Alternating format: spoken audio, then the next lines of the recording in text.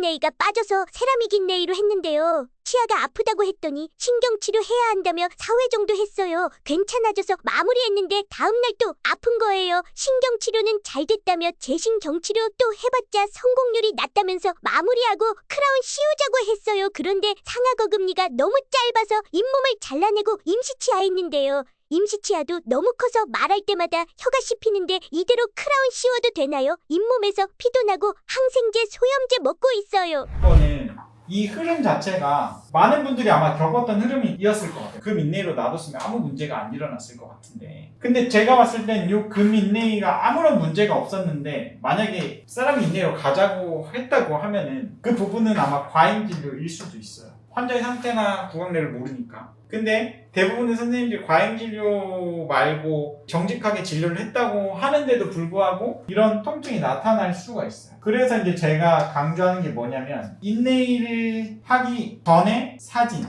그리고 임상사진 플러스 엑스레이를 항상 저는 환자분 찍어 놓으려고 하고 환자분한테도 보여드리고 설명을 해요. 그러니까 예를 들어서 사진이나 엑스레이 상으로 명확한 충치가 있거나 아니면 크랙라인이 있거나 명확한 진단 근거가 있어야지만이 치료를 권할 수 있는 거예요. 자, 치료 중간에 치료를 하는데 예를 들어서 충치가 깊어요.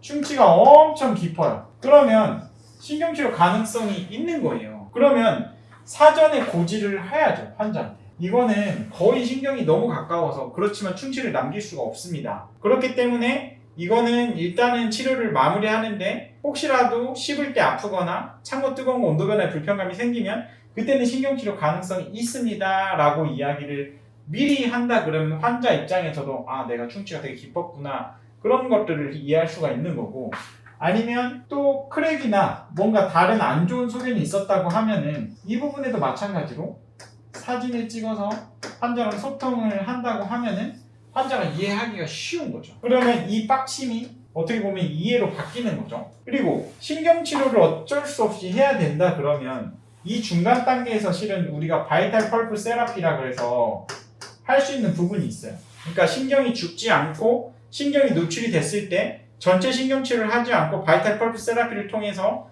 세이브할 수 있는 케이스들이 있단 말이에요. 그래서 그거를 하면은 좋겠지만 이미 신경치료를 했다 그러면 신경치료를 잘 하는 게 굉장히 중요하다. 그리고 통증이 없는 상태에서 크라운으로 넘어가는 게 굉장히 중요하다. 근데 만약에 여기에서 페인이 해결이 안 된다고 하면은 발치유 임플란트가 아니고 재신경 치료를 잘하는 치과를 찾으시는 게 저는 맞다고 생각합니다. 이제 환자분 같은 경우에는 또 이 단계에서 보철물 하는 단계에서 최후방 구치기 때문에 치아의 높이가 굉장히 낮아서 또 잇몸을 또 잘라내고 이런 걸 했기 때문에 잇몸이 아픈 건 어떻게 보면 당연한 거거든요. 그래서 그거는 이제 어떻게 보면 보철물을 함에 있어서 불리하니까 이제 그걸 극복하기 위해서 이제 좋게 해주기 위한 거라서 그거는 이제 항생소염제 먹고 잇몸 잘라낸 부위가 치유가 되면 아마 그 문제는 해결이 될 텐데, 씹을 때 아프거나 그런 것들이 있는데 억지로 크라운을 씌워놓으면 결국에는 이제 나중에 문제가 되는 상황인 거거든요. 그래서 이제 재신경치료를 잘하는 병원을 찾으셔서 통증을 확실하게 잡아놓고 크라운으로 가신다고 하시면 결과가 더 좋지 않을까 그렇게 생각이 됩니다.